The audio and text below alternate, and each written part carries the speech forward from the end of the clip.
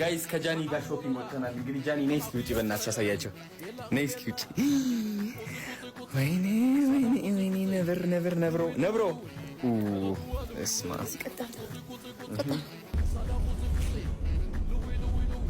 አዶናይ እንዴት ወደቀ? ጃኒ ለምን አለቀሰች? ጆን ዳንኤል ያወጣው አሳፋሪ የተባለው ማስረጃስ ምንድነው? ናዮስ ማን ናት? ዛሬ ከስሜትና ከደጋፊነት ወጣ ብለን የዚህን ውስብስብ የፍቅር ድራማ የተደበቀ ካርድ እንገልጣለን። ለአመታቶች የደበቁትን ሚስጥር ለነገራችሁ ነው የመጣሁት። አይኑ ሪሌሽንሺፓችን ድብቅ ነበር፣ ኦፊሻል አላደረግነውም። እሱም የኔ ጥፋት ሊሆን ይችላል፣ አይሆንም ይችላል፣ አላቅም። ሜቢ አሁን ማወራላችሁ ወሬ ብዙ ወሬ ስላለ ነው። እና ከጆን ዳንኤል ጋር ሪሌሽንሺፕ ውስጥ ነበርኩኝ። ግን ሪሌሽንሺፕ ውስጥ ሆነን ጸባችን ነበር የሚበዛው። በጣም ነበር የሚያሰቃይኝ፣ በጣም ነበር የሚመታኝ፣ በጣም ነበር የሚያስፈራራኝ። ከኔ ጋር ከተለያየሽ አጠፋሻለሁ። መንግስት ተረስቶ ሴሌብሪቲዎች ደመቁ። ይህ የአሜሪካ የቀድሞ ፕሬዝዳንት ጆርጅ ቡሽ ንግግር ነበር። አሜሪካ በታላቅ ቀውስ ውስጥ እያለች ህዝቡ ግን ስለ ሪሃናና ስለ ክሪስ ብራውን ጠብ ያወራ ነበር።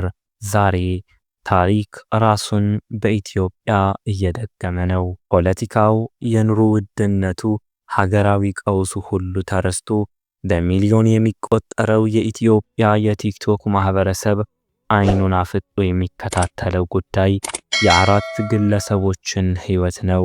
አዶናይ፣ ጃኒ፣ ጆን ዳንኤልና ናዮ። ግን ቆይ ይህ ተራ የቲክቶክ ጠብ አይደለም።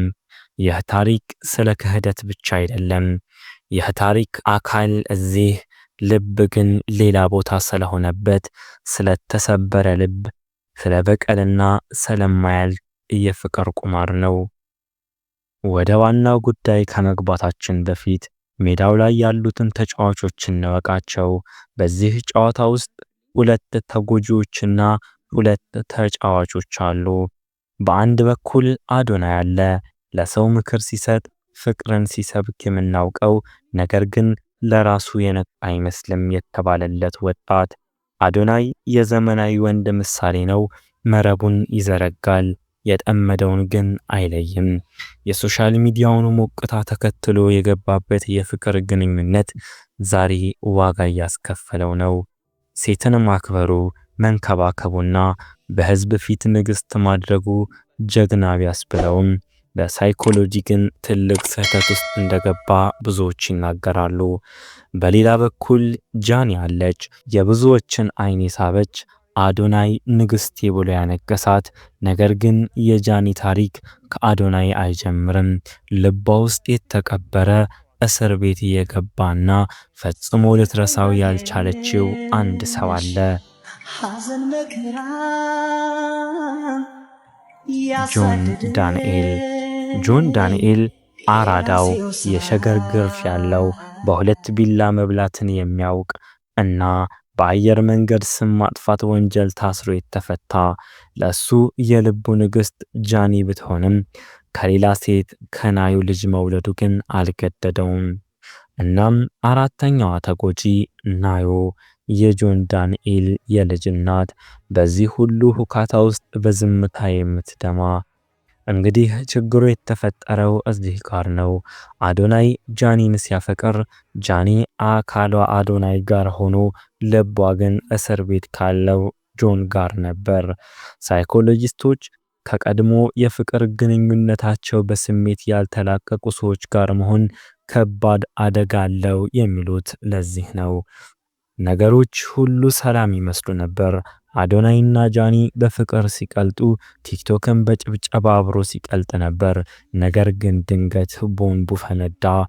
ጃኒ በድንገት በእንባ ታጅባ ብቅ አለች። የ2.7 ሚሊዮን ተከታይ የነበረው አካውንቷ ባን ተደረገ።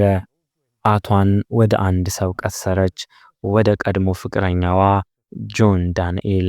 ጃኒ ምን አለች? ይደበድበኝ ነበር፣ ያስፈራራኝ ነበር፣ ከእኔ ጋር ከተለያየሽ ከቲክቶክ አጠፋሻለሁ ብሎ ዛቻ ሰንዝሮብኝ ነበር። አሁንም ያደረገው እሱ ነው አለች። ይህ ክስ ከባድ ነው። አካላዊና ስነ ልቦናዊ ጥቃት ነው። ህዝቡም በድንጋጤ እንዴ ጆን ዳንኤል ጨካኝ ነው ብሎ መጠየቅ ጀመረ። ግን ጆን ዳንኤል ዝም ብሎ አልተቀበለም። የቲክቶክን መንደር ያናወጠ ምላሽ ይዞ መጣ። ልጄን ኢንሳኝ እኔ ነክቻት አላውቅም ሲል ማለ። ነገር ግን ጉዳዩን የለወጠው መሐላው አይደለም ያወጣው ማስረጃ እንጂ። እዚህ ጋር ነው የሴት ልጅ ድብቅ ካርድና የወንድ ልጅ ጭካኔ የተጋጩት። ጆን ዳንኤል ምን አለ?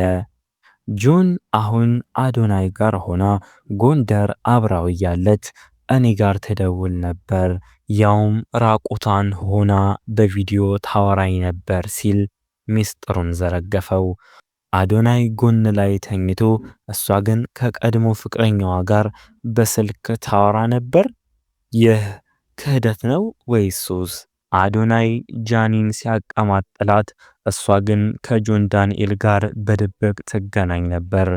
ተጎጂዋ የተባለችው ጃኒ የአዶናይን ልብ እየሰበረች ነበር ወይስ ጆን ዳንኤል ሆን ብሎ እሷን ለማዋረድ ያወጣው ውሸት ነው? ወዳጆቼ እዚህ ጋር ቆም ብለን ማስተዋል ያለብን አንድ ትልቅ ሐቅ አለ። የዚህ ታሪክ ዋና ሰለባዎች የሚጮሁት ጃኒና ጆን ዳንኤል አይደሉም። ዋናዎቹ ተጎጂዎች ዝም ያሉት አዶናይና ናዮ ናቸው። ለምን ካልን አዶናይ የዋህ ነው። የውጭ ሀገር ትሪትመንት ስላለው ሴትን መንከባከብ ያውቅበታል። ነገር ግን አንድ የቻይናውያን አባባል አለ፣ ሴት ልጅ ልቧ ውስጥ የገሰ ወንድ ካለ አንተ እንደ ንግስት ብታነግሳትም ልቧ ያንተ አይሆንም። አዶናይ በጃኒ ተማረከ፣ ፍቅሩን ሰጠ፣ ህዝቡ አጨበጨበለት።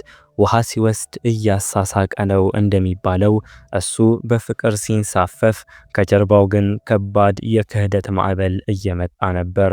ናዮ ለጆን ዳንኤል ልጅ ሰጥታለች። በእስር ቤት ስቃዩን አብራው አይታለች። ነገር ግን የጆን ልብ አሁንም ጃኒ ጋር ነው። ጆን አራዳ ነው።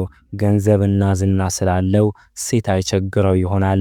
ነገር ግን እንደ ሞናሊዛ የዋበች ሴት ብትመጣም ወንድ ልጅ ልቡን በወሰደችው ሴት ቦታ ሌላ አይተካን።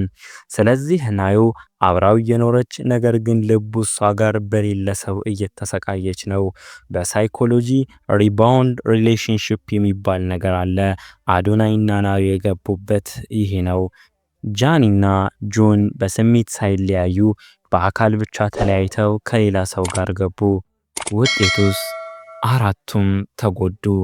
አዶናይ ጃኒን ይቅር ብሎ ይቀጥል ይሆን ወይስ ይህ የራቁት ቪዲዮ ወሬ ክብሩን ነክቶታል? ናዮስ የልጇ አባት ልብ ሌላ ቦታ እንደሆነ እያወቀች እንዴት ትቀጥላለች? ከዚህ ሁሉ የቲክቶክ ድራማ ከስድቡ ከእንባውና ከክሱ በስተጀርባ እኛ ምን እንማራለን? ይህ ጉዳይ የአዶናይ ወይም የጃኒ ብቻ አይደለም፣ የብዙዎቻችን ታሪክ ነው። ስንቶቻችንን በአካል አብረን እየኖርን በልባችን ግን የሌላ ሰው እስረኛ የሆንን? ስንቶቻችንን አፈቅርሻለሁ አፈቅርሃለሁ እየተባባልን ነገር ግን የዛ ሰው ልብ ውስጥ የቀድሞ ፍቅረኛውን ጥላ እያጥላብን የምንኖረው? አዶናይ ጃኒን ጎንደር ወስዶ ሐይቅ ዳር አዝናንቶ አለ የተባለውን ፍቅር ሰጥቷታል። ግን በዛው ሰዓት በዛው ቦታ እሷ ራቁቷን ሆና ለጆን ትደውል ነበር። ይህ የሚያሳየን ፍቅር በቦታና በስጦታ እንደማይገዛ ነው። ከማይወዳችሁ ወይም የድሮ ፍቅሩ ካለቀቀው ሰው ጋር መኖር ከባድ በደል ነው። በአካል የእናንተ ናቸው፣ ይስቃሉ፣ ይጫወታሉ፣ ልባቸው ግን እዛው የቀረ ነው። በዚህ አይነት ግንኙነት ውስጥ መቆየት ራስን እንደማጥፋት ነው። ምንም አይነት ግንኙነት ውስጥ ስትገቡ አስተውሉ። ስሜትን፣ ጭብጨባንና የጊዜውን ሙቀት አትዩ። ውድ የሆነውን የምድር ቆይታችሁንና ጊዜያችሁን የምትሰጡት ለማን ነው? ለእናንተ ቦታ ለሌለው ሰው ወይስ ልቡ ለእናንተ ለሆነ ሰው? የአዶናይ የዋህነት፣ የጃኒ ግራ መጋባት፣ የጆን ዳንኤል አራዳነትና የናዮ ዝምታ የዘመናችን የፍቅር በሽታ ምልክቶች ናቸው። እናንተስ ምን ትላላችሁ? አዶናይ ጃኒን ይቅር ሊላት ይገባል ወይስ ጆን ዳንኤል ያደረገው ክህደት ነው? ሐሳባችሁን በኮሜንት ላይ አስፍሩልኝ።